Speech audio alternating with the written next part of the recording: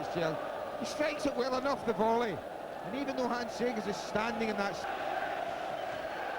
It's a wonderful angle of it, isn't it? Well, it's there. And Barton will play Ardley's role on the right-hand side of midfield. There's no offside here. It's a great chance for Robson. And he's done it! And that's what Manchester United wanted. When the list of goal scorers in this historic season for the club is completed, Brian Robson's name will be on it. Well, this is quite incredible. Brian Robson's not offside. I don't know if it's Roger Joseph, who's only just came onto the pitch. Perhaps he's gone to sleep a little bit. But certainly he's the only one that could have been talking about keeping, not Robson onside, but Mark Hughes, who was further afield. But when he got in there, I didn't think there was going to be any other result than Robbo tucking it away. I really didn't. His first goal for 18 months.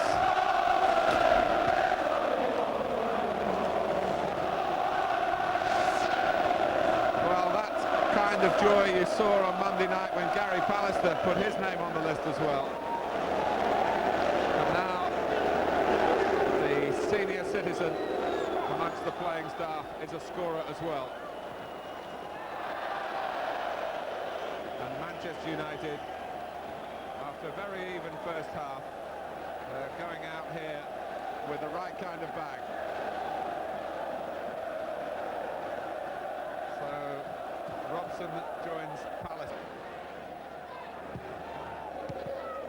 Well, Brian Robson may not have had many games this season, but that hasn't dulled the power of thought. Machinu. And Robson was so much quicker in his thinking than anyone else on the pitch to make it all possible for Manchester United's second. Here we go, Mark. We can have a look at it again now. That's Brian Robson there. So if you look at that, he's not offside, there's no doubt. But if we look up, it's this corner up here we've got to pay attention to. And if we run it on and take the free, prick the dead ball, and then if we just hold it there, that's the one they're concerned about. And Mark Hughes, you can see there, is in an offside position. Now whether the linesman, you can see Robson, he's not. Whether the linesman's decided, Hughes isn't, Robson makes a run through and finishes the goal off. Claire. Bruce again. No one's enjoyed it more than him today. Ince with the pass. Hughes, Giggs is there, McClare's coming in as well. Cantona loitering in the centre. Ince with the volley!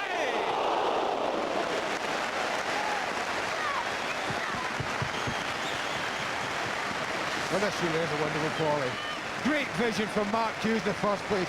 Precision pass, and that's fabulous technique from Paul Ince. Well, you start to run out of superlatives.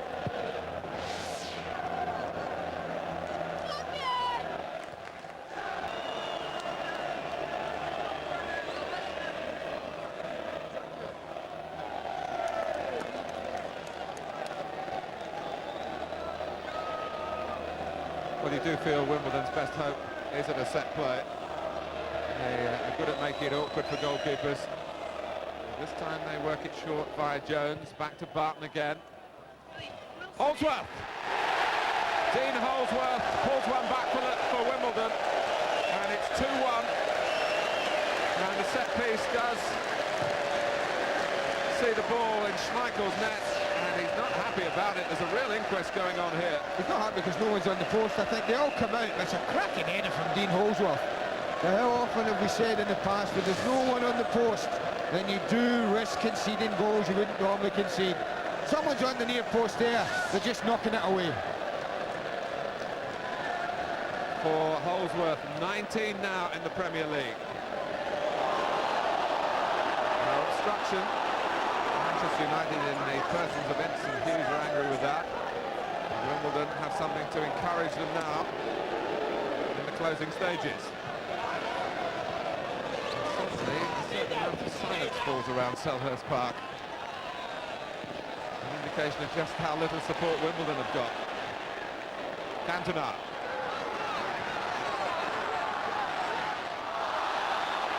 Free kick. Giggs already has come across. I'm sure he'll play through the pain.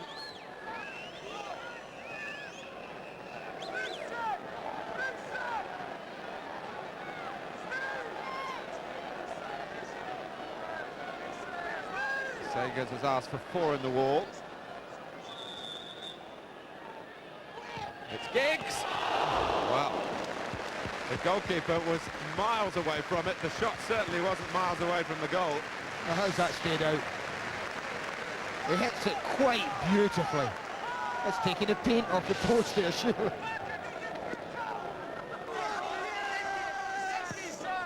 Cantona.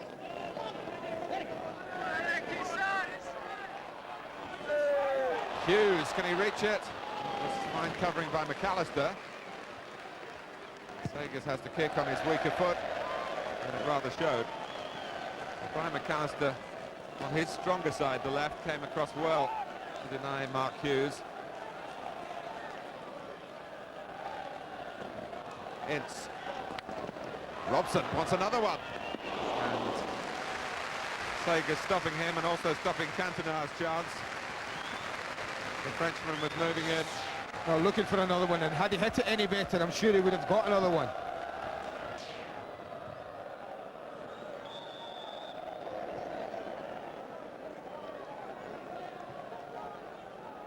Amidst the plaudits, Dean Holsworth moved up from Brentford for this season. Wasn't fit at the start. Had he been, maybe he might have been out of Teddy Sheringham's reach by now.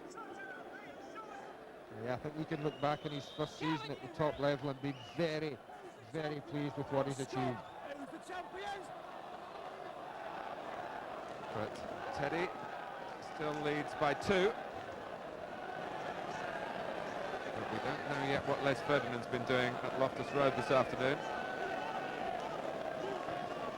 Highlights of that coming up very shortly when we finish here at Selhurst Park.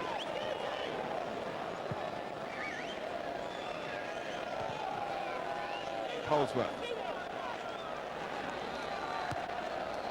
Oh, man on his near side, it's Brian McAllister. Jones saw him. Wimbledon might yet get a share of the spoils. Schmeichel can only pat it down. It's Holsworth again. And it's a corner. And the victory isn't in the bag just yet. As the police try to make sure that there is no pitch invasion at the end. You what? I'll lay you odds. They stayed off the pitch on Monday night, Martin. I'll lay you odds. They'll do well to keep them off the pitch today. Barton's corner. Clark. Robson limping away from that particular challenge. Prodded forward by McAllister. Holsworth. Now Clark. Manchester United just lost their concentration right at the end. Lee Sharp making sure he hopes that there isn't one late goal to go past Schmeichel here. But possibly the last alarm as Holsworth launched himself into the attempted bicycle kick.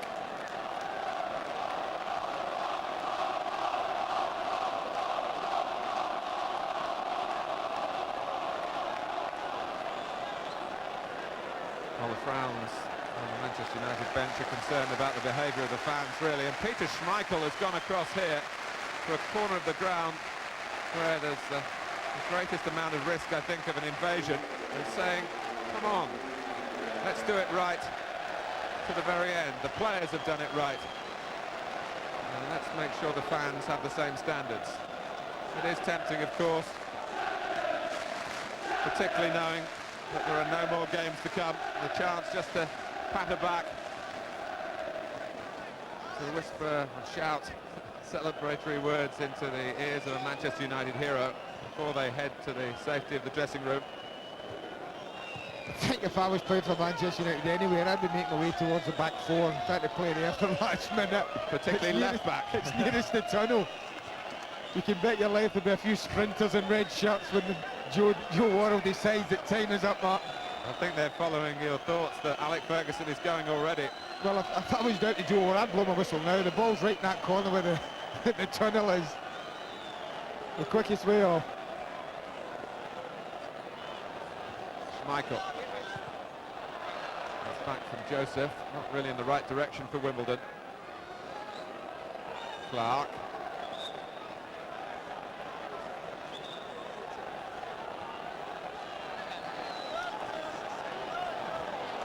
Hardly space down by the touchline there for Brian McAllister to approach the ball.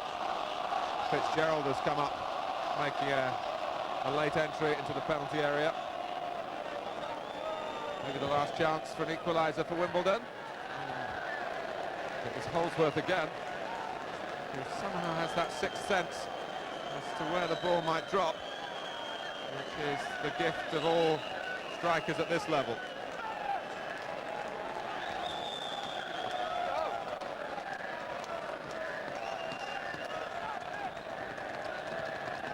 I saw Joe Worrell just signal there to his linesman. It felt there was about 2 minutes left.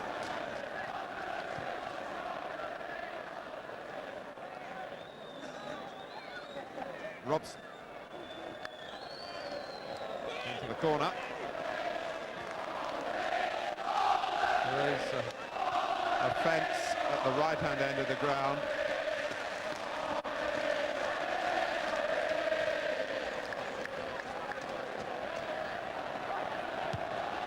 Have you seen the Manchester United dugout? It's empty. There's not a soul in there's not a soul in the dugout. They've gone for safety elsewhere. Fashanu, and they might miss the last Manchester United move here. Cantona insurging the legs forward once last time. McClare's there as well. And Sagers stops a postscript here. Harry Pallister gave us one in stoppage time against Blackburn on Monday. Flags up. No, I don't think it's all. Come on. Oh, no. And Joe Worrell says, I think, discretion there coming into the mind of the referee. He's not going to clear the pitch. And Manchester United go off despite a week of backslapping and glass raising. They maintain their marvellous form right to the very end. Goals here from Paul Ince, and the one that'll make the headlines from Brian Robson. It turned out to be the winner as well, because Dean Holdsworth got one back for Wimbledon late on. A 7th straight win to finish with a real flourish. 24 wins in all in the Premier League, 12 draws, 6 defeats, exactly the same figures as their last title-winning team of 1967. Wimbledon wanted to steal the show today with the spotlight on United. And although they've lost today, they've had an amazing season as well. And they continue to make their critics eat their words.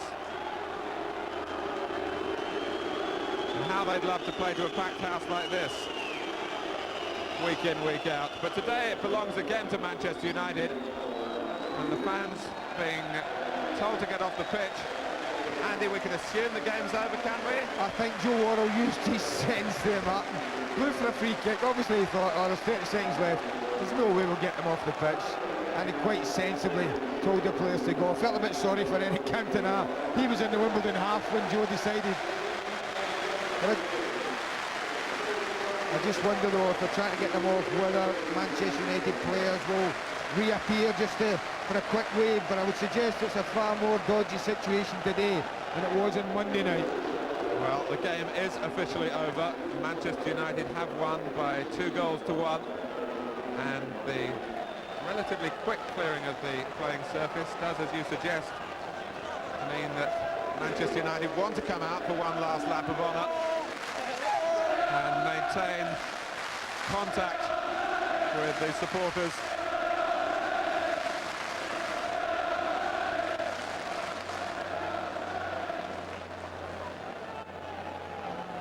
And pictures showing again that very few have left here. Selhurst Park, the home of Crystal Palace, now of Division 1. But it will remain the home of Wimbledon, and Manchester United will play Wimbledon here next season. More difficult here, and of course Manchester United aren't totally in control. And we're now taking you to the very door of the dressing room, where one fan seems to have got all the way in then. I think they look there, Martin, and I think that the scenes there do suggest that they want to come out. And again, it is a tough decision for them. I wouldn't like it. You know, I know the players want to come out. But I just wonder if the fans would be able to hold their emotions in check long enough for everyone in the ground to see them and applaud them.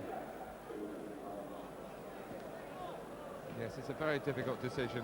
It's not a purely football decision. It's to be made on security grounds, and it would be awful for the whole game if something went wrong in the next few minutes. That's what they've got to weigh up here.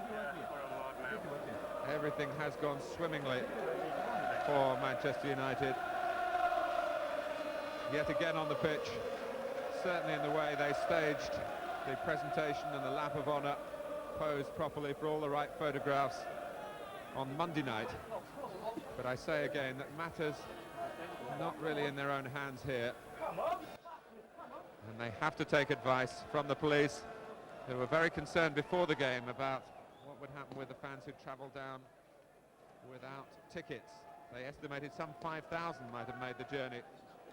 But it's quite clear now that they will re-emerge, and the responsibility, the players doing their part, the responsibility passes now to the supporters.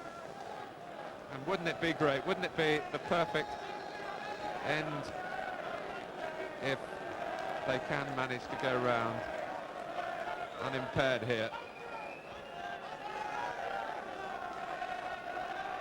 All eyes on the far corner of the ground. And Alec Ferguson leads out Manchester United for the last lap of honour of the Premier League season. The encroachments close to the party at the moment are from photographers, not from fans, we should stress, although maybe one or two trying to get in. But there has been now a break from beneath us, and I think that might spoil the party. They'll turn tail here. But the vast majority still shouting to the minority not to spoil it, but spoil it they may have done this time. That's balmy, isn't it? When you think there's 27, probably more, thousand supporters, Manchester United, and you get half a dozen idiots there run on and just spoil it for everybody. It really is balmy. We know they're happy, we know they're overjoyed at winning it, but there's that mindless minority have spoiled it for the majority. That says it.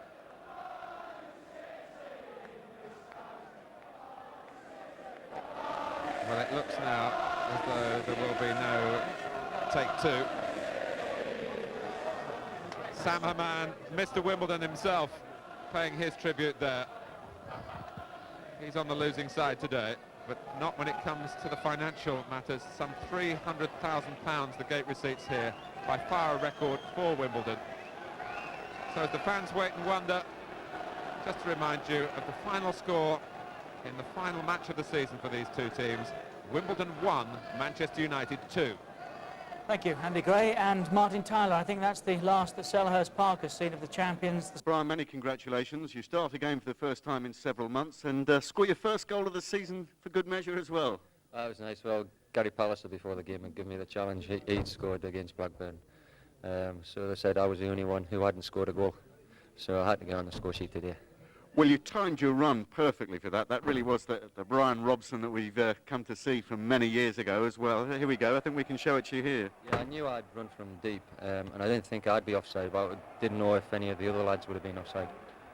I mean, you look a long way offside there, but when the ball's actually played, I thought I was okay. I used to see it go in the net. And here comes another angle. Good time to get it too, just after you'd gone ahead. Yes, it was. It's always nice to get the second goal, so then you can just relax a little bit more and try and keep the ball. But Wimbledon keep battling. They're always dangerous on set pieces, and they proved that again. So the lads had to keep going right to the end. There was a lot of talk of it being a party atmosphere, and indeed it was to a certain extent, wasn't it? Did you feel we've got so many fans here that have made the trip, we've got to put on some kind of exhibition? Yeah, it is. It's great that we have so many fans come along and watch us play. You know, everybody else in the country would love to have a following like we have. So you can't come down here and just because it's the last game of the season and we've already won the championship, you can't let them down. They've paid good money to watch the game, and I think the lads worked hard, and we tried to pass the ball about as much as we could. Well, that's right, a very competitive game, in fact. Yes, it always is against Wimbledon, but we didn't want to end the season on a losing note. So it's nice that we've gone, I think it's 8 games we've won on the trot. So that's a great way to end the season. And you've matched the record of the 67 side, which must be nice too. Yes, it is. I mean, they were a fabulous side, and hopefully these lads can go on and emulate some of the things that they achieved. Brian, well done. Thanks for joining us. Thanks very much.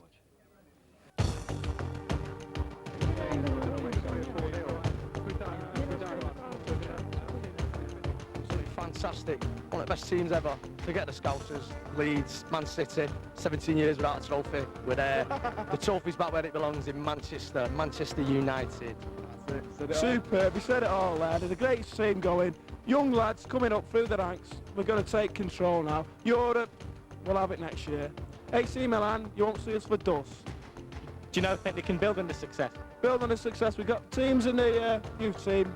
We're going to, next 10 years, we've got to do what Liverpool did. Liverpool had a great run over 10 years, but it's our turn now. We'll be there. Brilliant, absolutely superb. The best they could ever have done this year. Last year, nearly upsetting. This year, superb.